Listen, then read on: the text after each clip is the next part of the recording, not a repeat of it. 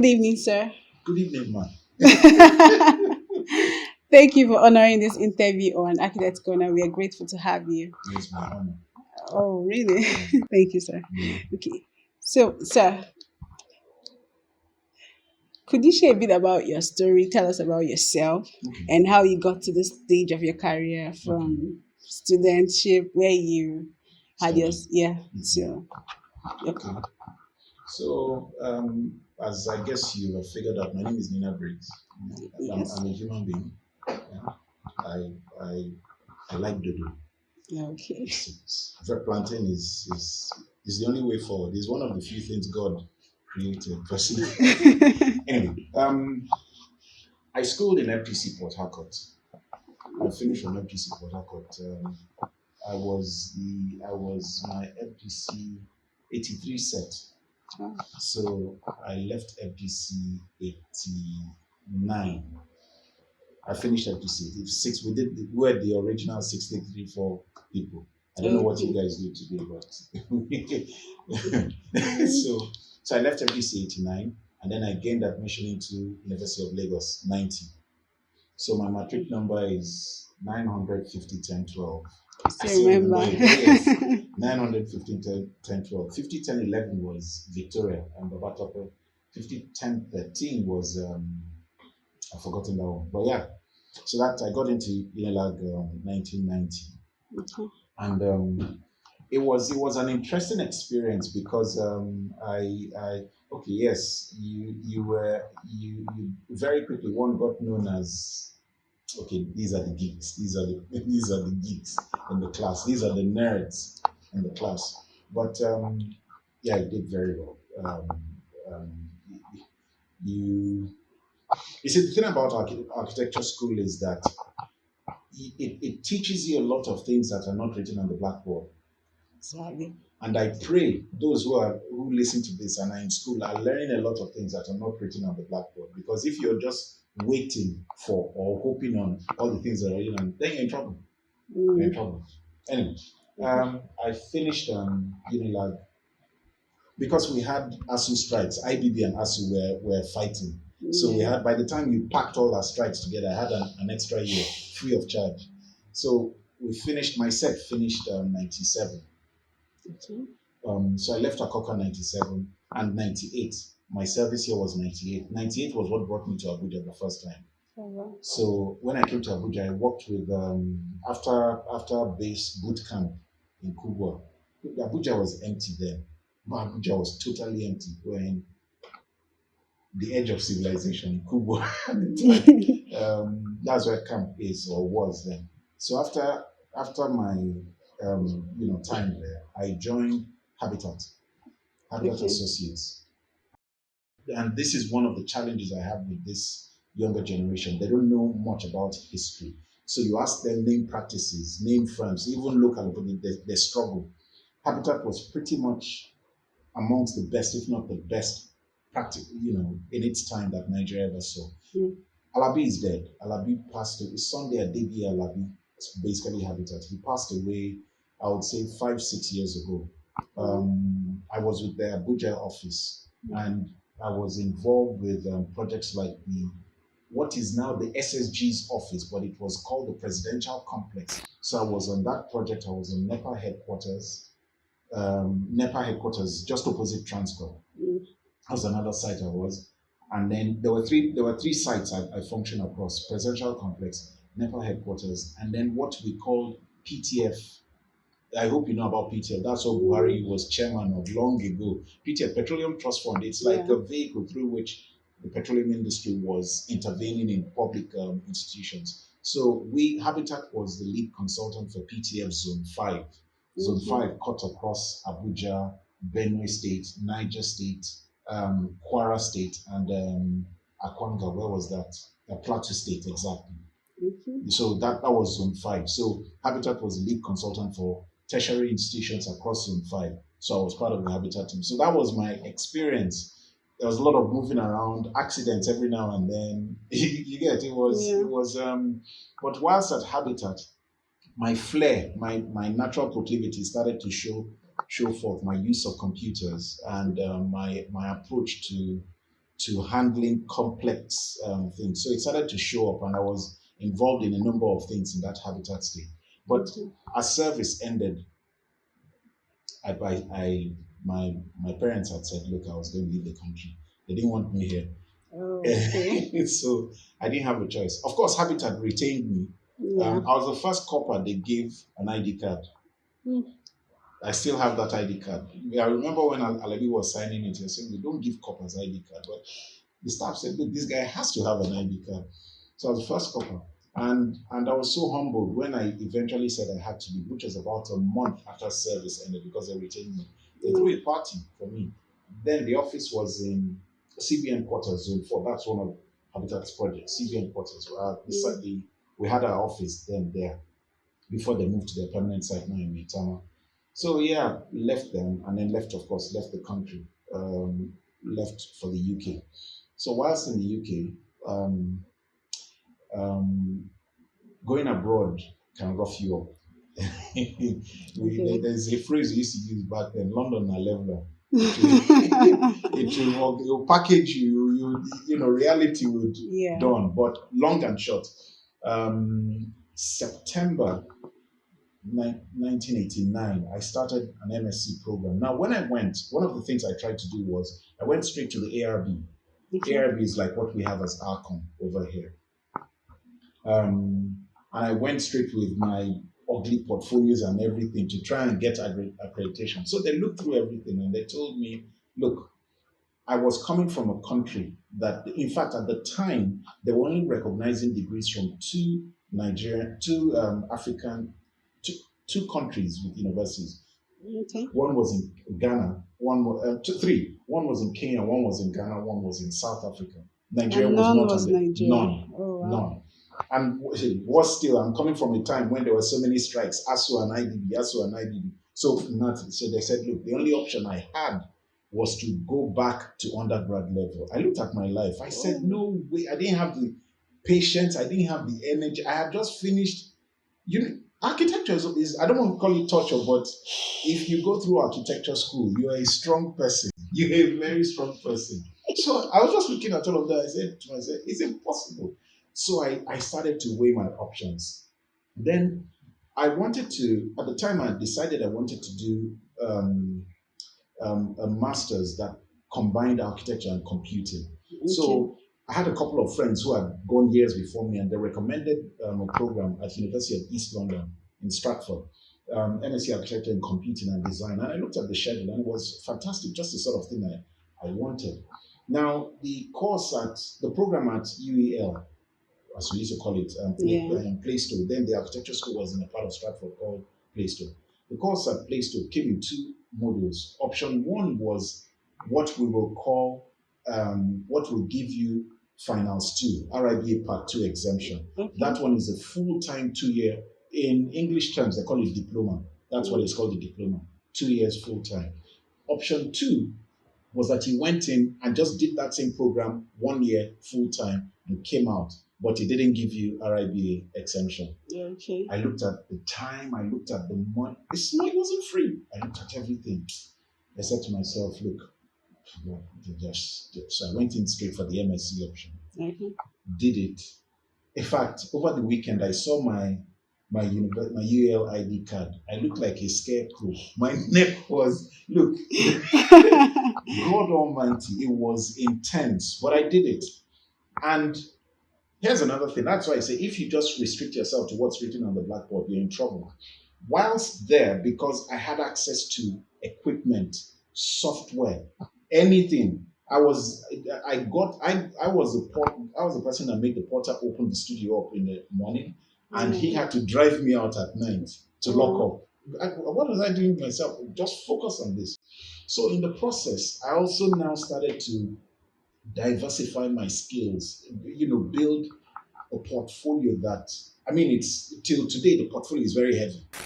Forget what I came out of Unilag with. That's heavy in itself because I was one of those that had a very strong hand, Yeah. strong graphics and all Graphics. that. Yeah, but that's history now. We're too old. So I spent time to build my skills, to diversify, what I could use the computer, whether from programming to use of tools to all sorts of things, and I was building a portfolio. So by the time we finished our final, I presented my final thesis. Um, um, Genetic algorithms and Lindemeyer systems, GP plus LS. That was my final. Yes, that was my. Wow. It's unbelievable what.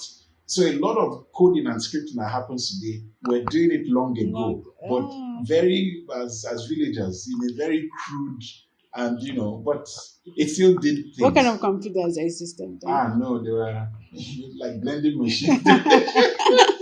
Not what we have, not what we're using today, but that's why sometimes I get irritated when I see what software can do today. I'm like, this is wickedness. I know we'll suffer to even do anyway.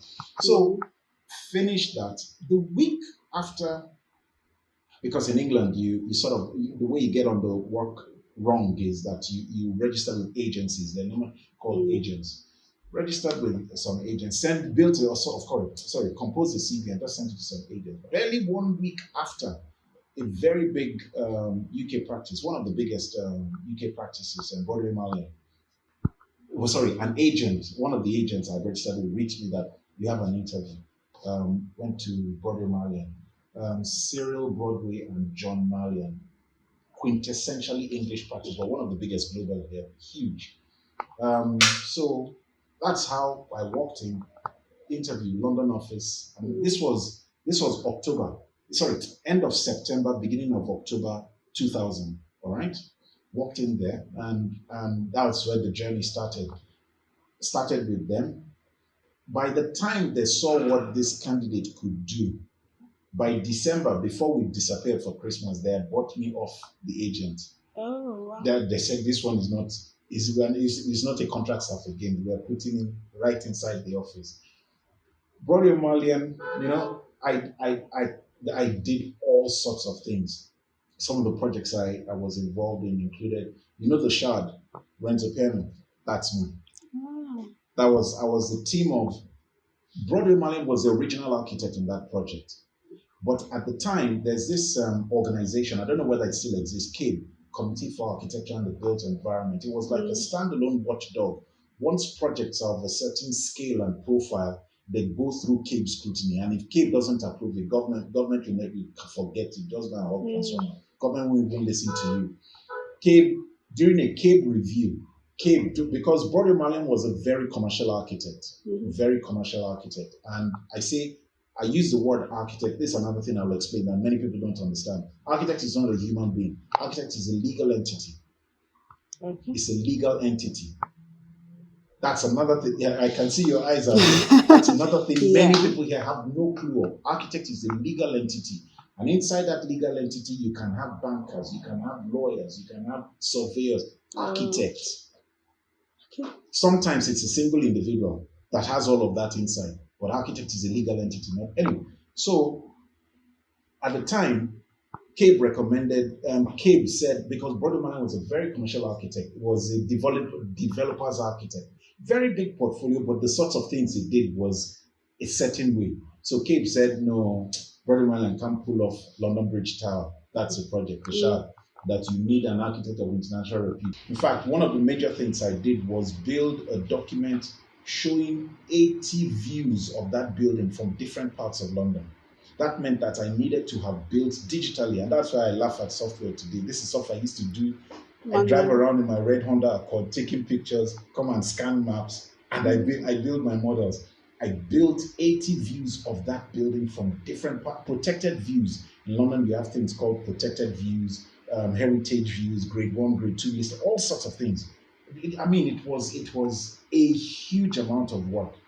I remember one day I was looking at my past records and I realized in the run-up to submitting LBT, London Bridge Tower, the Shard, and planning application, 3 months, I worked hours worth 1 year. I worked in the space of 3 months. I worked hours worth 1 year. Wow. So it's and I look back. I had a boss, Peter Vaughan. God bless that guy. You see, the thing with someone like Peter Vaughan is you needed to be ahead. Peter is like 5 human beings in one. It's insane.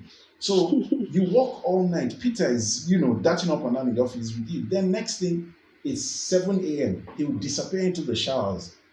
And just it's like he goes and throws away the old Peter, puts on it and comes, good, I'm here, where the dress. So he was always Peter is the sort of person, we're doing something in Greenwich. Greenwich is a very conservative borough. We wanted to submit a project. He said, look, now let's start this thing at 30 stories. I said, Peter, it's Greenwich we're going to. He said, I know. If you go there with 7, you've killed yourself. Because if you go there with 30, by the time the more the height, the more floor area he gets, the more he can sell to the client. Yes. But if you go there with 10, but 30, by the time they bid, split, you argue, they'll come down to maybe 15. You still ended up with more. But if you go there with 7, you've slaughtered yourself already because they say, no, this one is even too big. You shift it down, So that's how Peter was. Peter was a step ahead. So I had to become a machine that was a step ahead of Peter. So to get to a place where someone like Peter is like, yes, this is. I remember there were some things I pulled off in Broadway Malian. Peter was like a kid in a toy shop. He had, I was like a one-man army. Once you had fires to put out, big fires, just carried him and dumped him there. And by tomorrow morning, maybe I'll go McDonald's downstairs, pick up some burgers. Okay, then I wasn't married, but when I got married, I had to maybe like 2 a.m. or whatever, call the office cab to take me. Anyway, so Broadway Malian was a fantastic experience. In the process, I became the first Black associate in the history of the company. At the time, the company was 45, 46 years old. I became the first Black associate. And unlike, yes, we know our country, to get promoted here, just call one person, call 2 persons. Over there, to be an associate, if you don't have, if you're not bringing something to the table, forget it. So in the 45-year history, so it's a record I'm quite proud of. But after 6.5 years at BM, of course, inside there, I got married. We lost our first child. In fact, that was an interesting experience when it happened. Peter Vaughan, I call him because he was the board member I worked directly with. I mean, it's a huge company, but he was a board member based in London I worked directly with, and he became very close. We became very close because that guy forced me to become something else. Okay, which I'm grateful for. I saw him cry twice. The first time was when we lost our first child, and he just said, "Look, when he's about to cry, he just goes pink. Or he just goes pink."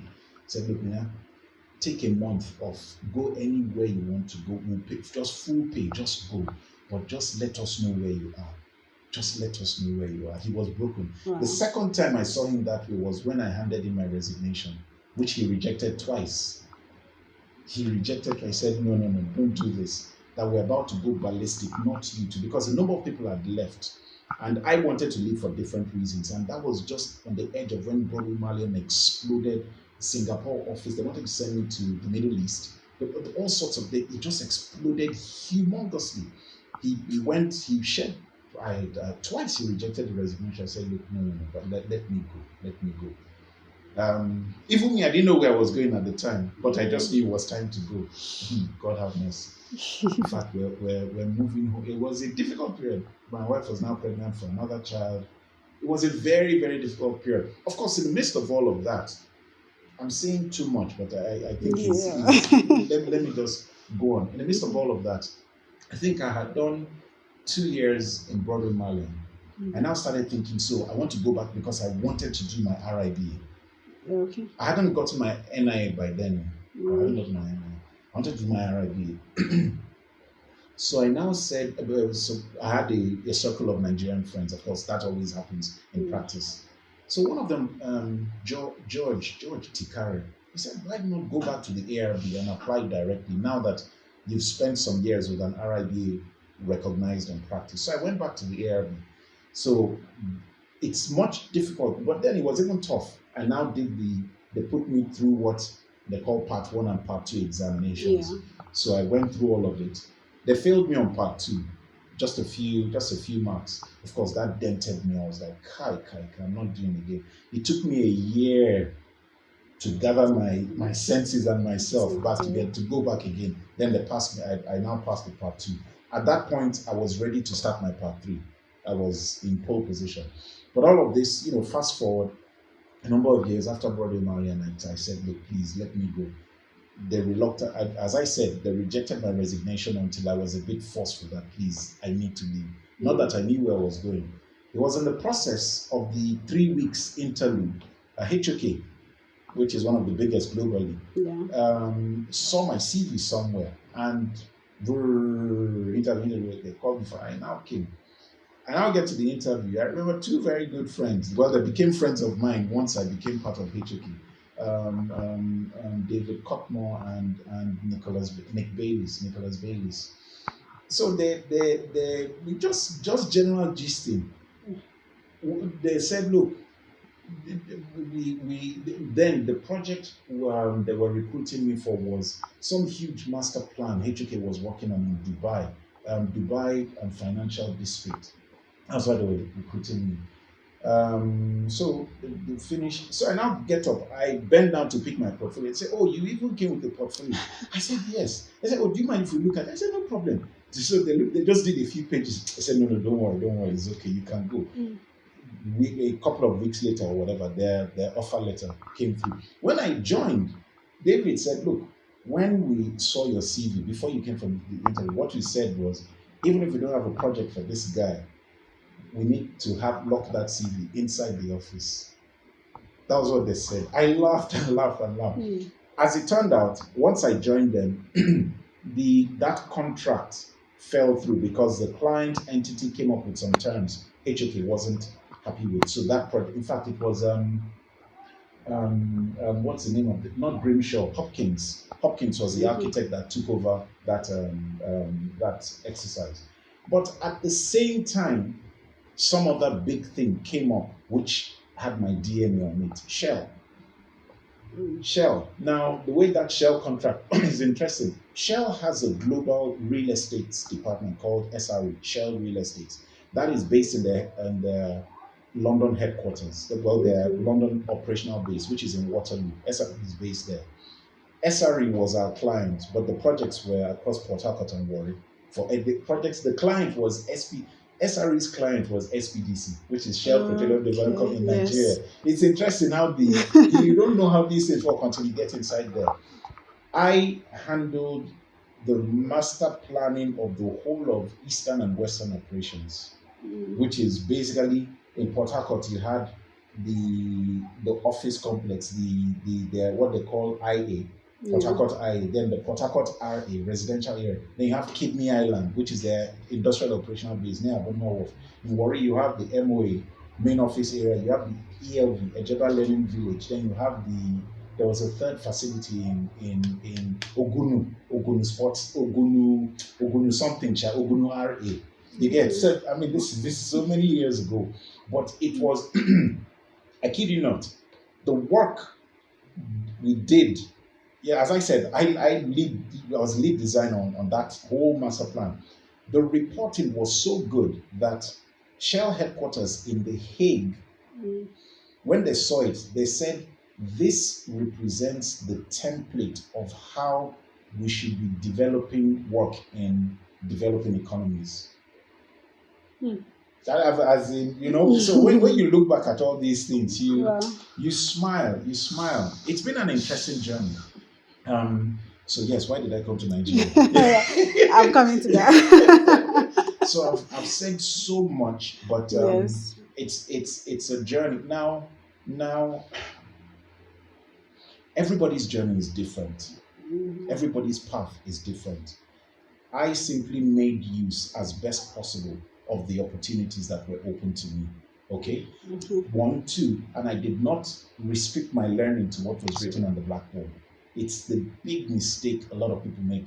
There's one thing that learning is one thing, development is a totally different conversation.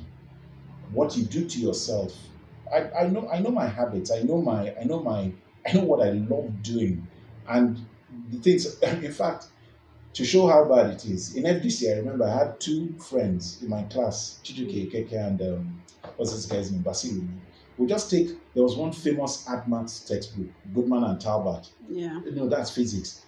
Additional mathematics for something. It had red pyramids and pretty lovely graphics in front. We just open, when the class is making noise, you just go to one corner, open any random page, look for the hardest sum on that and start to solve. So that sort of habit followed me through. The portfolio Broadway, the CV Broadway Mali and so was populated with projects. I just decided I like this project. There was one in particular I really love. This Schlumberger factory by Michael Hopkins.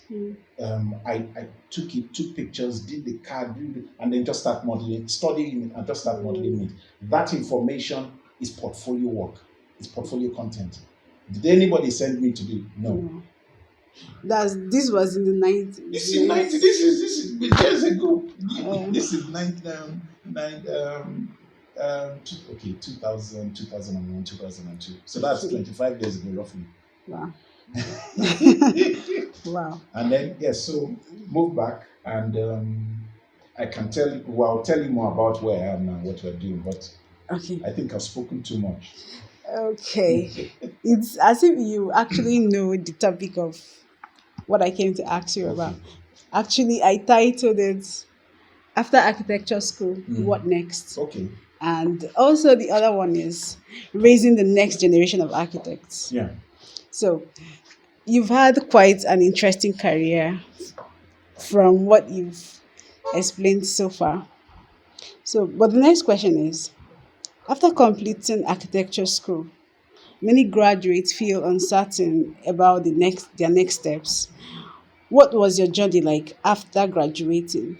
And what key advice would you give to those just entering the profession? Okay. I graduated 4 times. Okay. Three times. First time was Unilag. BSc or MSc? When your 6-year program is MSc equivalent. Yes, I finished from Unilag.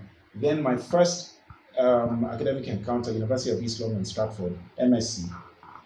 Although that was specialized in architecture. Yeah. Then my second was Kingston University, where I did my Part 3. So I graduated 3 times. So the reason I give that background is after every layer of graduation, your vista expands. The options that are open to you change.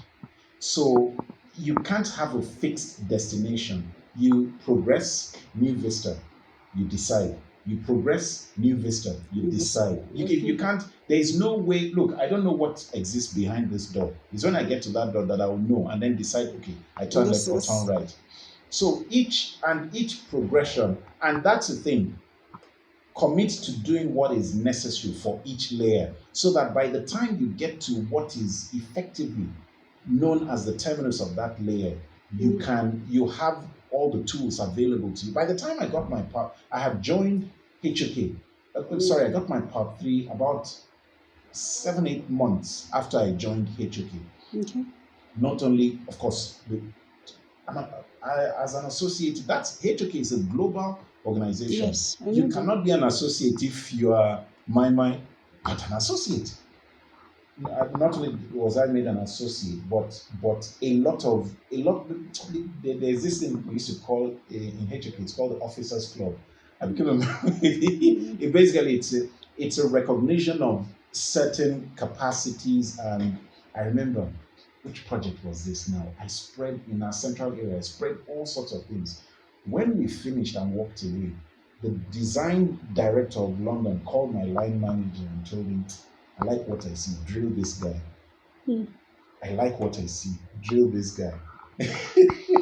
Life is funny. So anyway, that's just an aside.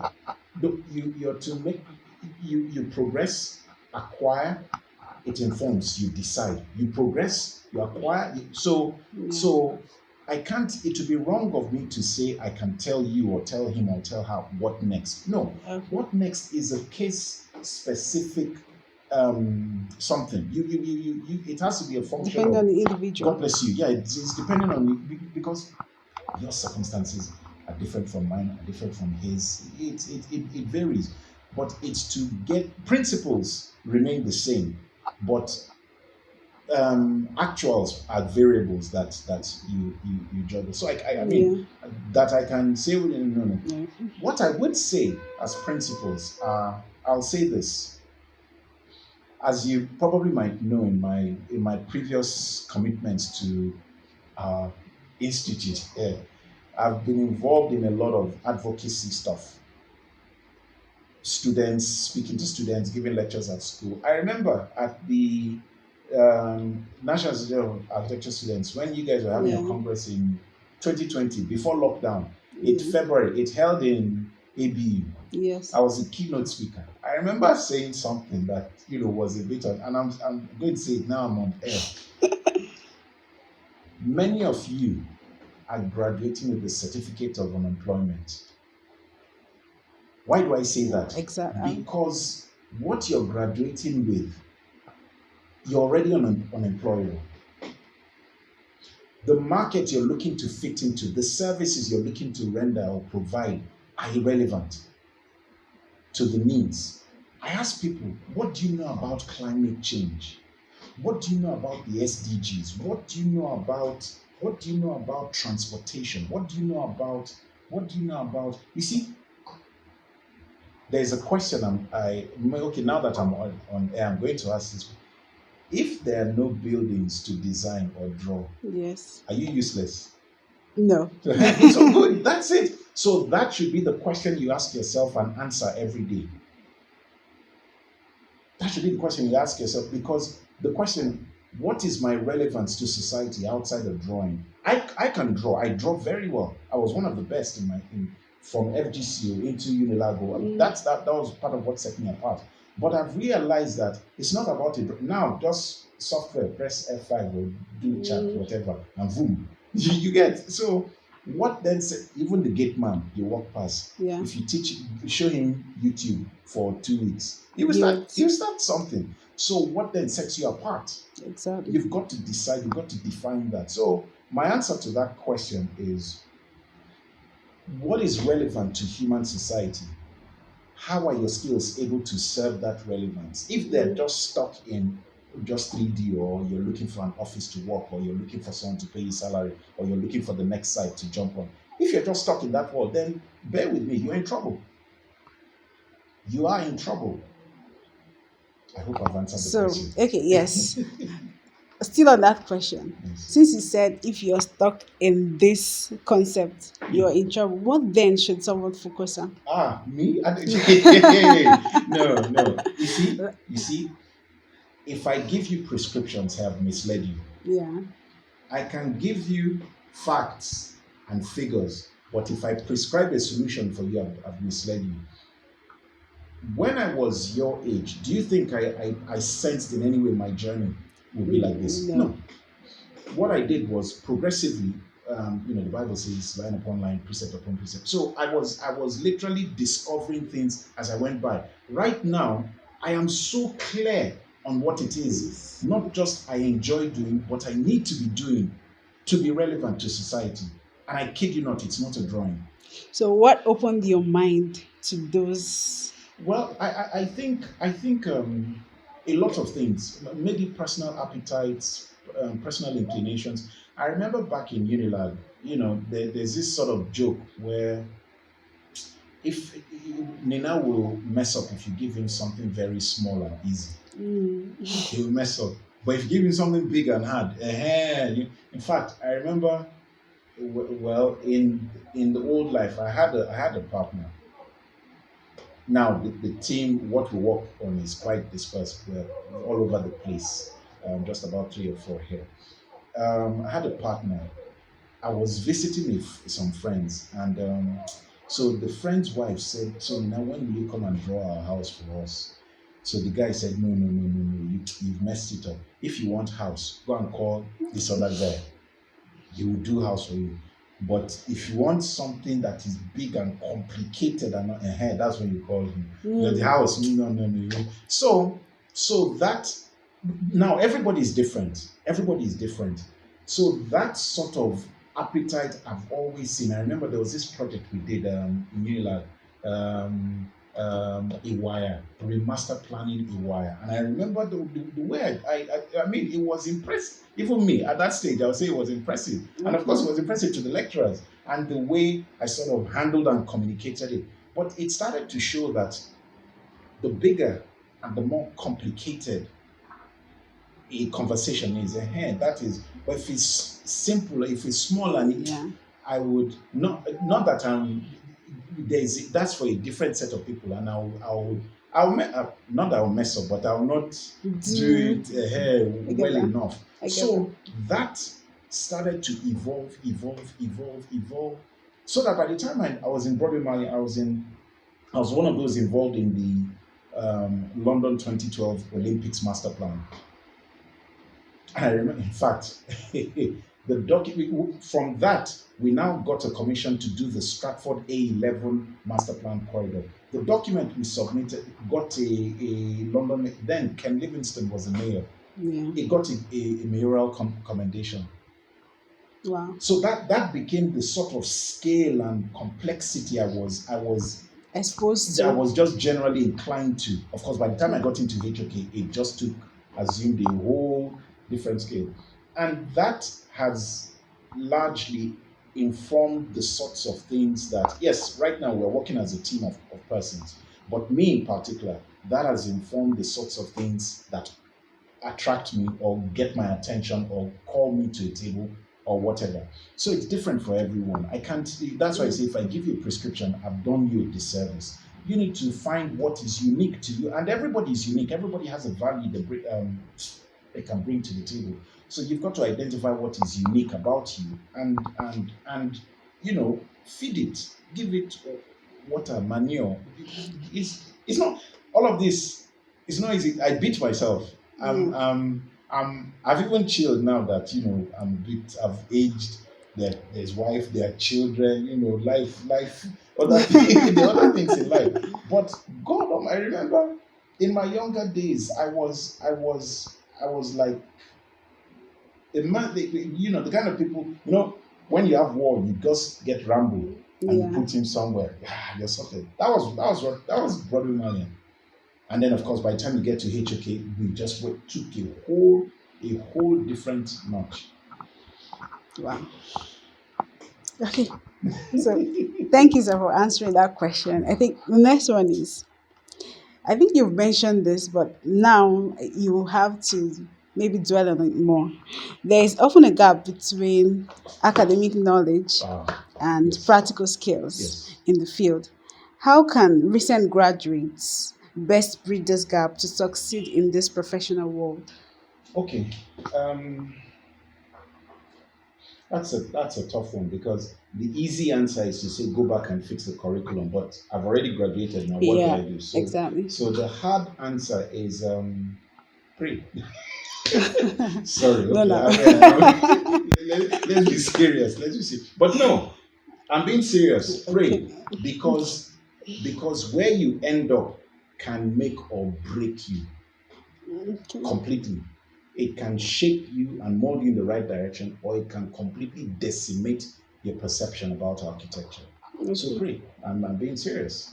I mean, Nigerians were generally known to be Yeah, very exactly. religious. So So, me, I know where my strength lies. So pray. First things first. But secondly, you've got, again, I go back to, if you're restricted to what was put on the blackboard, you're in trouble. So I come out of school. What do I have? But in the Bible was saying, all I have is, what was that you have? I throw it, use that. You have something. You have to have something. So look at that something and look at it objectively. What is the relevance of this something? Is it unique to me, or that every Mutu Adole is able to do it? So that already gives me one set of answers. If it's unique to me, good. How can I embellish it? Where can I plug it into the wider society?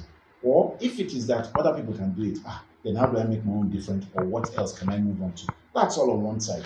On the other side, having gone through school, you possibly would have had you would have seen some. You again. That's why I said blackboard is a it's a chokehold, it's a straight jacket. People depend on it. No, the education is elsewhere. That's just okay, you can use this as a guide. Yeah. Now is whiteboard. Okay, you see, forgive me.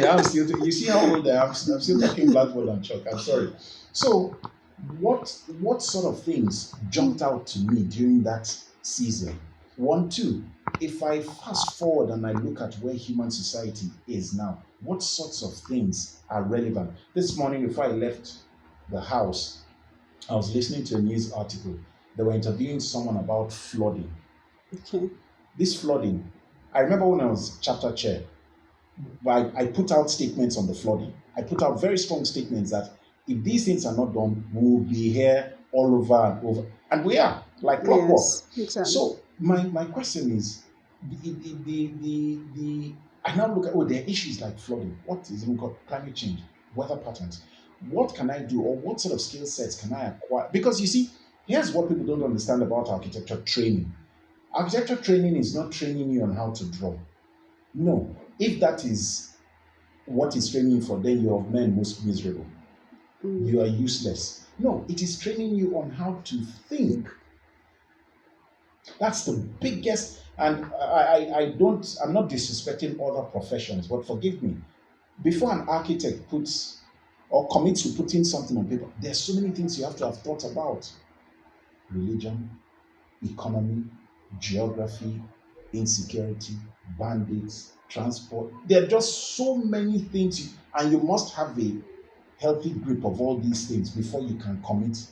So that means that if I am approaching the opportunities I'm looking for just because I can draw, then I've limited the number of areas I can look at. With my thinking, what stops me from applying for work in the UN? Even as a volunteer, what stops me? UN is all about humanitarian intervention. Good? Yeah. Good. So when they have conflict areas, what stops me? With my thinking, I can go into a conflict area and gather information in a way that someone who didn't study architecture can't. Definitely. That's it.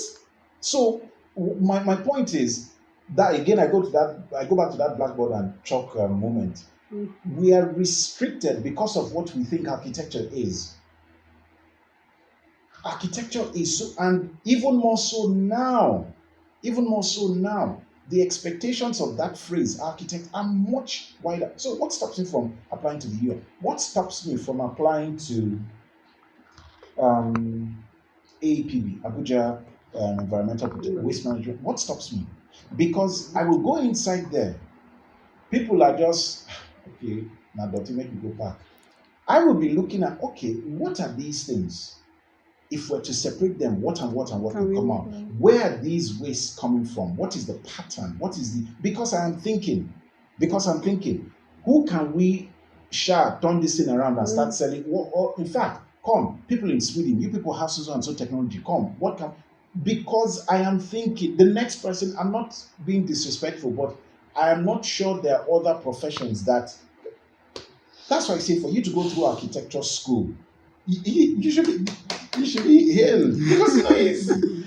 So, but to then come out and think that it is just about drawing or 3D or going to a site, you have narrowed your value to humanity by almost 70 to 80%. So you now do that and then turn around and complain that I don't have. And you see, times have even changed.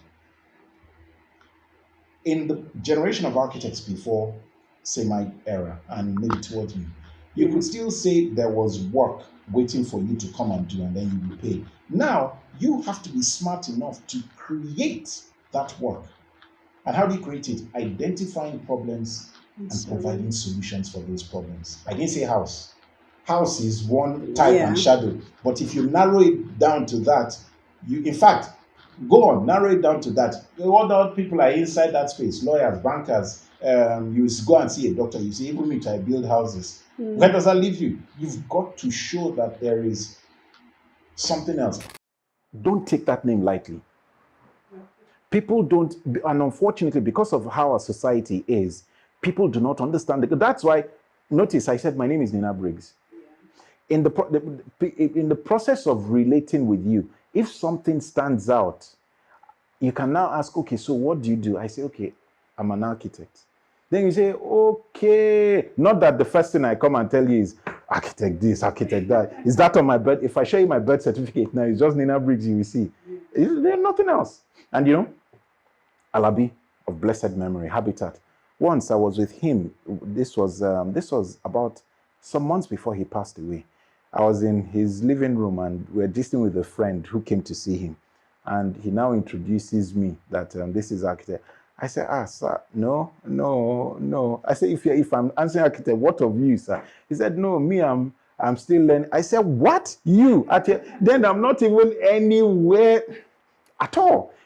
That title carries a huge amount of responsibility, ethics, professionalism, understanding, because that is the value you bring to a table, not a drawing. I keep saying, and a lot of times when people come to want to work with us, I show them my old portfolio. When they finish, they now decide whether architecture is for them or not. So drawing is not what will phase me. 3D is not what. These are things I was doing till it was pouring out of my ears years ago. What is relevant is much deeper. That phrase, that title carries has much more pregnancy than the children we're bringing forth at the moment. Have I answered your question? Some people would have to look at your book. No problem. Okay. So the next question is, actually, thank you for doing justice to these questions. You've even given more ideas than we thought. I apologize. So, having worked both in the UK and in Nigeria, Yes. how do you think architecture graduates can prepare for global opportunities? And what challenges might they face when transitioning from architecture environments from one architecture environment to another? Simple, very simple. In my time, it was harder. Okay. Yes, okay. I happen to be fortunate enough from time to time I might travel, or if my parents travel, they'll buy me books or things or whatever. I was possibly one of the first two in my set in Unilag to have a laptop. Some old Toshiba what? Very but yeah. So yes, some of us were fortunate, but on the whole, at that time, you had less access to information than you do now. Yeah. Some years ago, me and one of my very close friends, he was a classmate. Larry was a classmate. He's a senior facade engineer with Arabs in Dubai. Larry and I decided to go back to Akoka and do a 1-week pro bono workshop for 400 level students and 600 level students. I was telling them, in fact, hey God, I said, by the time Lawi and I were matriculating, most of you were not even born. Okay? I stood in the studio in one, I think this was year two studio. I noticed that some of them, this one has smartphone, this one has tablet, this one has laptop. In fact, there were 2 guys that had full workstation. I said, wow, when we were here, there was nothing like this. And then I now ask a question and they're looking at me blank. So I get angry. I'm like, you have the planet in your hands. And I ask you a question, so quote unquote, seemingly simple, and you're looking at me blank. It's an indictment on you. So I go back to the question you asked. In my time, it was much harder. In your time, it's much simpler because all you need is NEPA, data, and there is nothing you can't find out. There is, again, leave the blackboard and expand your horizon. There is nothing you can't find out, as in nothing. In fact, right now, the information is so much, it's like an overload. I guard my heart with all diligence. I limit the things because it's too much. It's too much. And as soon as you're learning one new thing, it's obsolete. Exactly. So you can imagine the world we live in. So how can a young graduate prepare themselves? Yeah. It is a silly question. Not silly, but it's a silly question. So you have internet, you have Facebook, you have Twitter. What do you use them for? Do you use them to expand your horizon? Because we have moved from, okay, please tell people to read books. That's another thing. Biko, tell people to read books. Read this book, The Fourth Industrial Revolution. I think I have a copy of it here, but I've The Fourth Industrial Revolution, and that book is even old. By the time I was reading it, that book was written before COVID. So you can imagine what the acceleration COVID brought to humanity. That book was written before COVID, and that book just blew my mind. Just read books. Books that help, not waste of time.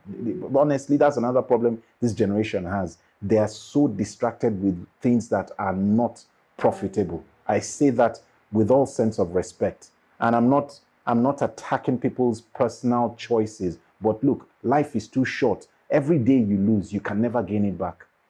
You can't. You can't. I'm only doing this because I feel what I'm saying will help someone.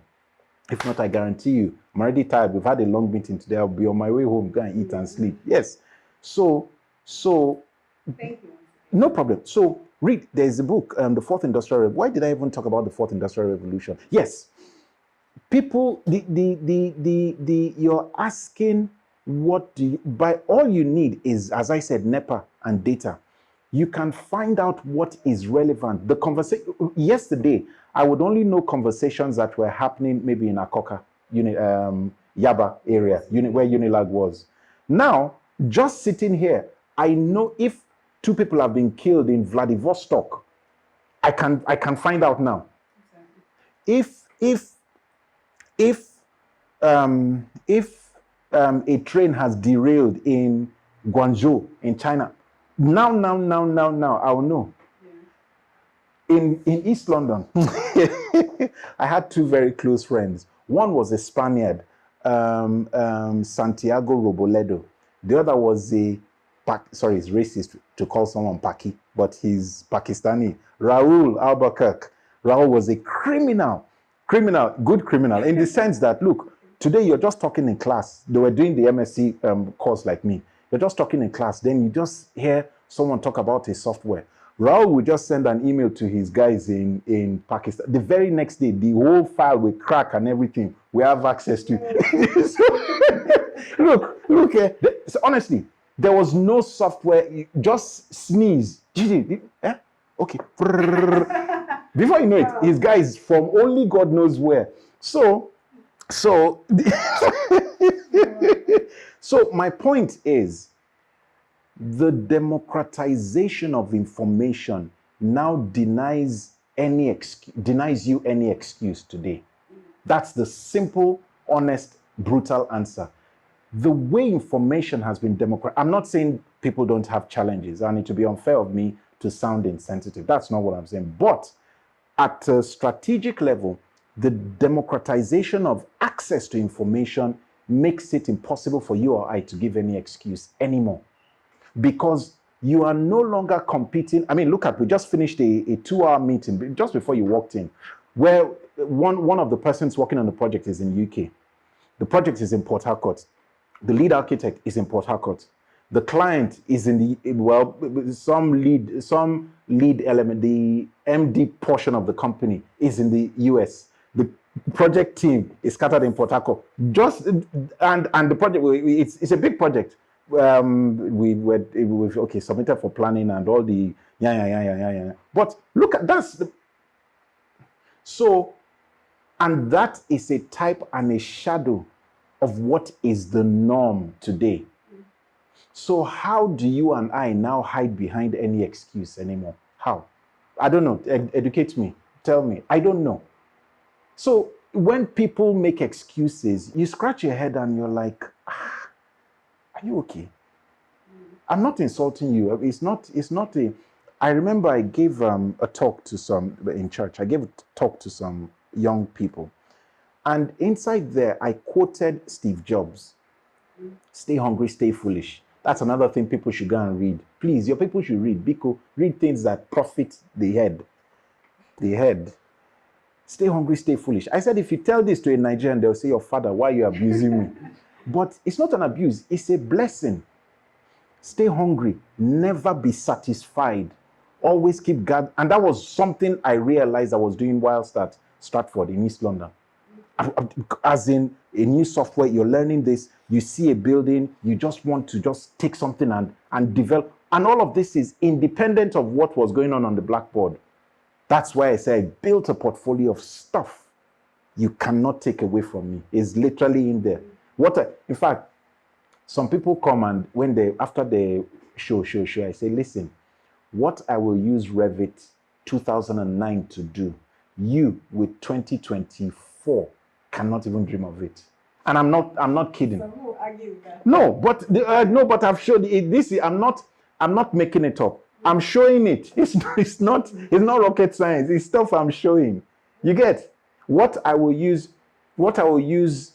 So I give that example to say this. It's not the version of the tool you have that matters. It is what you can do with the version of the tool you have that matters. Notice it's a planet apart. Those two statements are a planet apart. And people mistake it for, no, 2025 don't come out. Okay, it's not about that. Yeah. The 2011 you have, what are you able to do with it? Because, check this. We finished the presentation. The client company, the MD just sent me a message. Thank you for an excellent. Inside there was SketchUp, there was Revit, there was Word, text. There were just image clips and all that.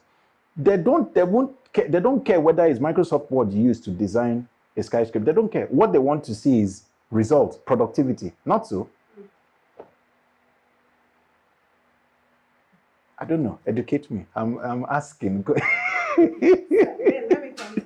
Yeah. So at what point then did you decide to come to Nigeria? Ah, very good one. Okay. Now you're speaking to me I'll answer as a Nigerian.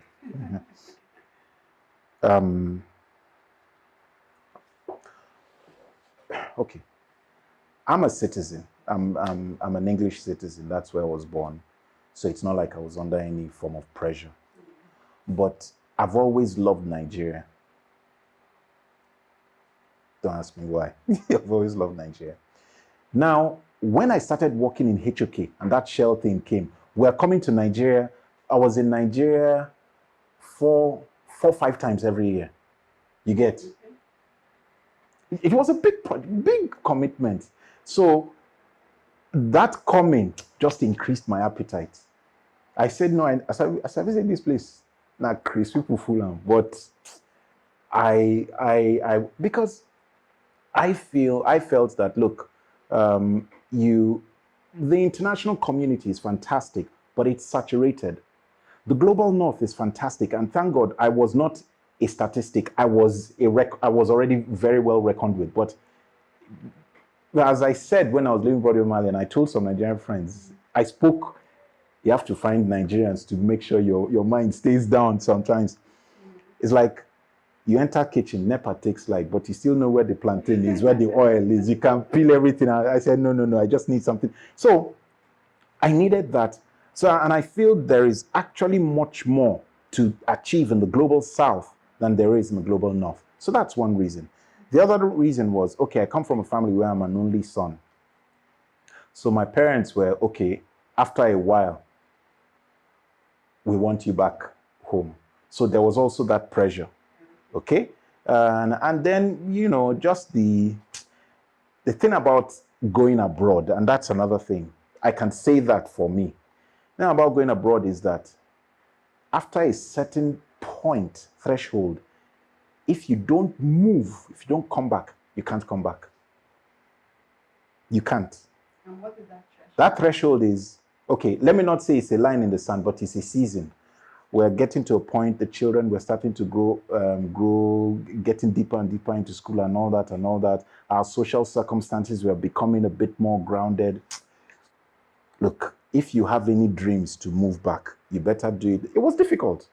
Oh, no, it was very difficult. And my wife was kicking and screaming. But thank God for good women. Very good women, actually. God bless her. We now got to a point where, look, if we don't do this thing now, it's unlikely to happen again. So we started the transition. I resigned from HOK and started going back and forth until we eventually decided to move. So That's me speaking on a very personal note. But if let's scale up. The need for knowledge. Thank you, Lord. That's why I was talking about the fourth industrial revolution. We've moved from the iron, we've gone to the industrial, we've gone to the water. We're now in the knowledge economy. So it is what you know, it is what you can bring. So when you tell me that you don't have work, I'm asking you, what do you know to do? What can you do? Because if you cannot define that, then you are a liability to not only yourself, but to anybody else, to wider society. That's why I was going to the Industrial Revolution. I've answered your question, right? Yes, you have. Okay, good. What if you answered the question how graduates can prepare for? Yes, okay. Let me spell it in clear terms. Because you have access to information on what is going on outside there, arm yourself. When you arm yourself with the relevant knowledge and skills, you can be here and apply for a job in Kathmandu. You can. So what is the? Then okay. Coming back to that job. Yes. Don't mind me. You can be here and apply for a job there. Mm-hmm. The competition is global. You're no longer, that's why I said, if you restrict yourself to what you're seeing here, you're in trouble, because your competition is no longer just here. You have competition from all around, and your audience is also exposed to information. So who are you to not upskill? Yeah, who are you? What excuse do you have? Knowing fully well there is democracy in access to information. Thank you, sir. Okay, so now this is on raising the next generation of architects, especially. Okay, so given your experience in both academia and in professional practice, what changes do you think are necessary in architectural education to better prepare the next generation of architects? The first thing is that let me not talk normal Nina. Normal Nina will just scatter everything, but no, I shouldn't. There has to be an honest appreciation that, as I said, you're giving people a certificate of unemployment. Yeah, you mentioned Because that. what I am walking out of school gate with is not sufficient to put me inside anywhere as a value add. It's not sufficient. So what I need to ask myself, what am I teaching? That's why I said, me and Lawi and myself went and did that. That 1 week pro bono opened my eyes to a number of things. I said, my God, if this is what they're teaching, if you're in 400, 600 level and you can't answer this question, you're about to walk out of the school gates into open field. You need to know this thing. So we need to start to ask ourselves what, when I did my part 3, this was at Kingston University in Surrey in the UK. But my final report, traditionally they'll say the final report has to be across one project. That's not true. That's a big lie. My final report was across 6 projects. Okay. 3 chapters. The first chapter were projects fully in Nigeria when I was with Habitat. The second chapter was projects when I was in Broadway, Mali, and they were fully UK projects. The third chapter was HOK. One project was fully UK, that's Ministry of Justice and St. James's Park. The second project was Shell, which was for an English client in Nigeria. So you can see the diversity. But what happened was that across the length of those 6 programs, the candidate was able to prove it had an understanding of projects, of contracts, of stages, of professional, of everything. So it's not the letter they were looking for, it's the spirit they were looking for. Am I making sense? Yes. So I am not, why did I even go down that path? What the architecture's education should do. Yes, different. exactly. Very good. So rather than see education as the letter, the certificate you want them to graduate with, no, see it as the spirit. What does this young lady need to be relevant outside there? What does this look? If I had my way, I would insist that as from 200 level, there should be a course, a module, a major studio module that involves you tag teaming with someone in civil engineering, Okay. tag teaming with someone in banking and finance, Okay. as in literally that is part, and shall walk it through the system so that even in the bank and finance department they recognize that as a 5 unit course or whatever. So from that point you're already being, but I don't want to say antistep, but pushed into real life scenarios. So the conversation at that level needs to change because the standards have so raced ahead. And if you and I are not honest enough to realize, then we're just going to be left behind and making excuses. So as I said, I'm not here to attack NUC or whatever. They're professionals that think this thing through. But in addition to what they're doing, they should also look at the spirit. All of what they're doing is a letter. So you have this knowledge, you have this knowledge, you have this, which is good, which is necessary. I would not be here if I didn't go through that. I would need to be stupid to say that. Good. But that's good. But that is just a letter. What about the spirit? What should I be able to do as soon as I get out of school? I should, I am amazed that when I hear some people even still say, I ran a students' competition when we did AGM in Enugu. Yeah. Hi, God. Let me leave that example. Let me leave that example. When people still say that they frown at the use of technology in the studio, I'm like, that means they're automatically disadvantaging those candidates because the people they are competing with right now, all you need to look at a 5-year-old kid and see them, how they even hold a phone and know what they're looking at and know what to do. It's frightening. Exactly. It's frightening. So how can you at university level be telling me no, yes, sure, let me do this, but let me also be able to do this, because if I can merge them together, it makes me be able to do many other things apart from the traditional architecture by the time I'm leaving school. So as I said, there is the letter, but there's also the spirit. So how okay. Apart from the integration of other various aspects of The built the environment. into the architecture, what other things should the curriculum look at? I don't know, but maybe there's too much of an emphasis on things that are past, Okay. as opposed to what is present and what is ahead. I cringe when I hear people still say things such as the curriculum or the notes we're using are notes this guy prepared. As in, how do you do that's wickedness.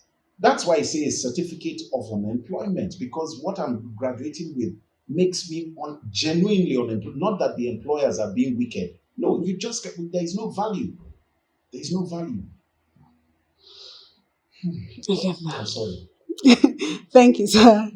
So, okay. So prior to today, I had sent out a question on social media asking young architects the one question they will ask architects that they admire when they get the opportunity to see them. So the responses came in almost the same light. So the first one person said, I would ask the secret on how they got to where they are in the field of architecture.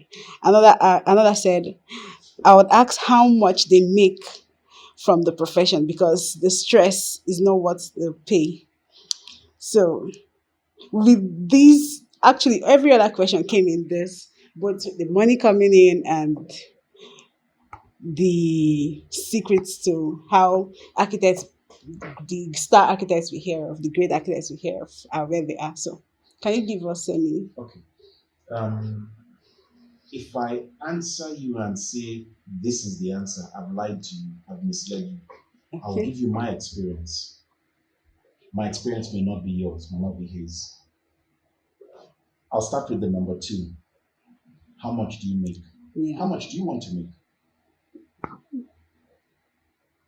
Why should I tell you I make 100 naira or I make $100? What difference would that make to you? Are you me? Am I you? No. My circumstances are different from yours. My skills are different from yours. My experience and journey very different from yours. Look at the knowledge I've just shared with you. Look, so each time I sit down on a project, it is all of that packed into a sketch. Can you now tell me how much to? You can't. You can only say that if you have that same knowledge or more. And please.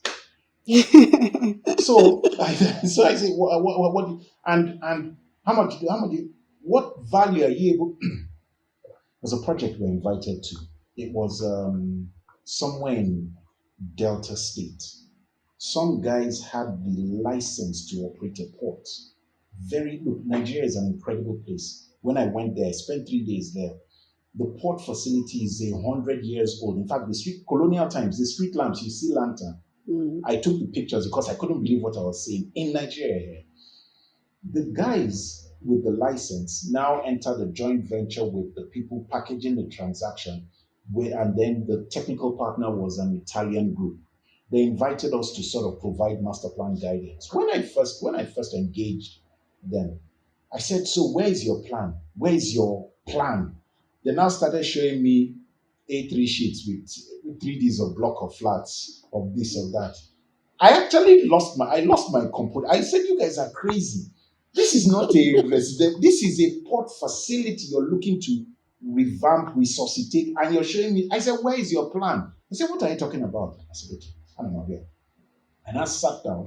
It took me I did that personally because it required thinking. For like a month and a half or two, I put together a plan, not a single drawing, but I put together a document with which all of them could now say, "Okay, all right, this is this." In fact, their transaction advisors on that project was Deloitte.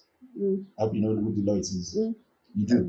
Not very well. I don't know that. There's KPMG, there's Otto Anderson, you don't? Hi, this is why I say you people should read, for heaven's sake. Okay, go and read. It's part of your homework. Okay. So Deloitte were there. When Deloitte now saw that document, they said, "Hey, this is the sort of thing we need. This is the sort of thing we need." Did I draw there? No. But was I an architect there? Very yes. Very yes. Because you go into a space, there's chaos, there's commotion, nobody knows, everybody shout talking their own. But you can sit down and say, "Okay, put this thing here, bring that one, bring 4 of that, remove 2 of this." Then everyone can now come back and say, "Okay, yes, we're starting to see something." And then they now gather around. Value. If you don't have value, you are not of value. Sorry, I'm being honest. So if you don't have value, the world is so unfair today.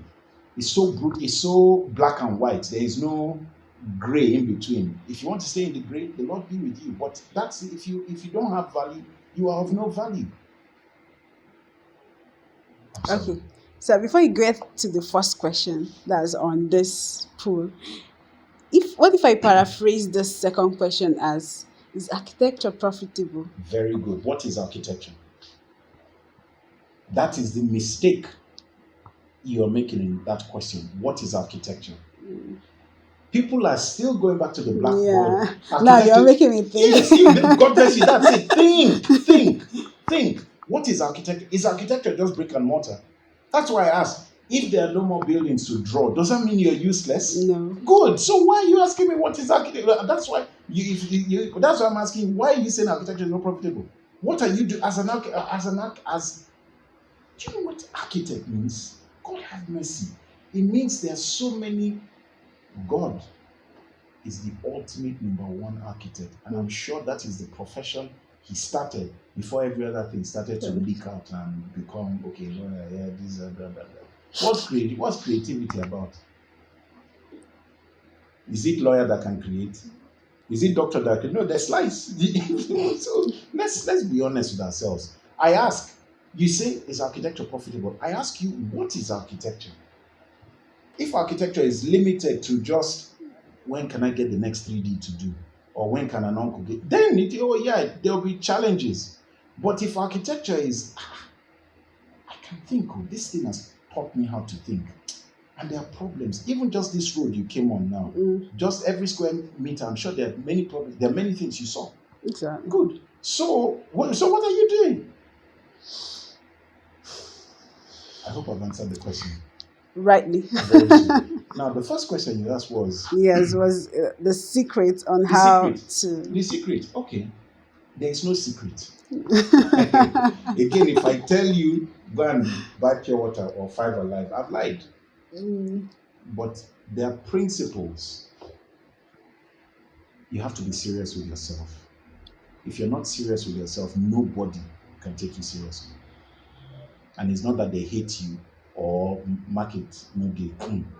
If you're not serious with yourself, nobody can take you seriously. And when I say serious, what is the value you bring to a table? What value what makes you stand out from the next person? mm, What makes you what if you're not valuable, you're of no value. So yeah. so so take yourself seriously. Take this work.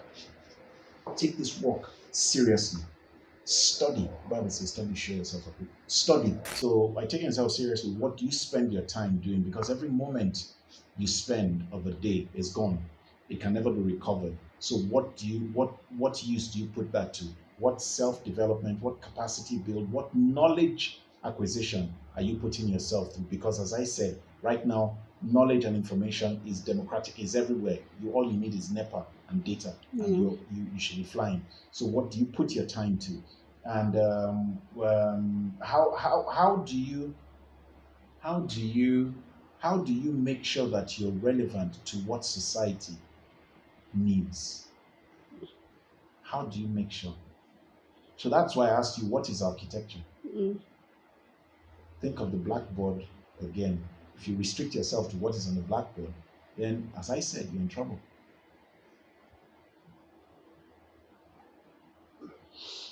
Okay. Thank you so much, sir, for responding to that question, even though you've left us with so That's it. much things to think That's the about. point. That's the point. You see, there was someone I was speaking to downstairs here. He came, and by the time I finished with him, I wish I could forward you the message he sent me. I was humbled. He said, although you didn't give me a black and white answer, but you forced me into a place where I took ownership for my thoughts. And I started to think about so many things, and now I'm very clear. If you hadn't done it that way, I don't know where I would have been. That's the whole. If I sit here giving you answers or giving anyone listening answers, I've lied, I've deceived you because you're not me. I'm not you. My circumstances are different from yours. My path, what I've been designed, what I've been created to do, is different from you. So you have to find yours. But there are principles, there are givens that are non-negotiable. Whether you're Hausa or Igbo or Muslim or Christian or schooled abroad or schooled here, there are some givens that are non-negotiable. Thank you so much, sir, for You're that, welcome. for responding to these questions. And so, finally, as one who wears several badges in leadership and also in the profession, what is your advice to young and upcoming architects?